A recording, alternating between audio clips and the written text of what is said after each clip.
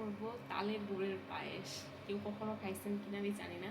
তো আজকে আমরা বানাবো তালের গুড়ের পায়েস। সে কারণে দুধটা জাল দিয়ে নিচ্ছি, আর এদিকে আমি চালটাও হালকা সিদ্ধ করে নিব, যাতে আমার মানে দুধের ভিতর বেশি জাল না করা লাগে। দুধটা কখনো করে জাল দিয়ে নিব, তারপরে চালের ভিতর দিয়ে দেবো। তো আমি কীভাবে প্রথমে বানাই দুধটা সেটাই খুব আপনাদের ভালো করে দেখাই। জাল দিয়ে নিছি, আর এদিকে চালটা আমি মানে 50% মতন সিদ্ধ করে নিছি।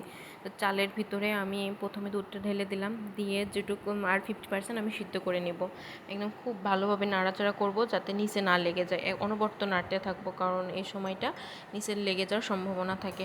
তো দুধটা আমার বেশ ঘন চাল দেওয়া, তো এখন আমার পায়েসটা করতে খুব ইজি হবে, মানে ঝামেলা লাগবে না আর কি।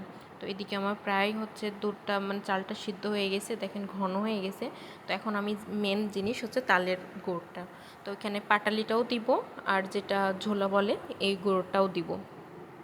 মানে তালের গুড়ের পায়েস আমিও প্রথম খাচ্ছি, মানে খুবই মজা।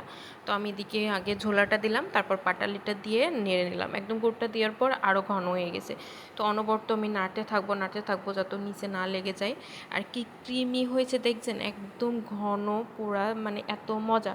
আমার পায়েসটা হয়ে গেছে, আমি বাটিতে তুলে নিছি, নিয়ে একটু উপরে বাদাম দিয়ে নিছি। আপনারা ভিতরেও দিয়ে দিতে পারেন, কিংবা উপরে সাজানোর সময় দিয়ে দিতে পারেন, যার যার যেরকম ইচ্ছা। তো খুবই মজার একটা পায়েস, আপনারা অবশ্যই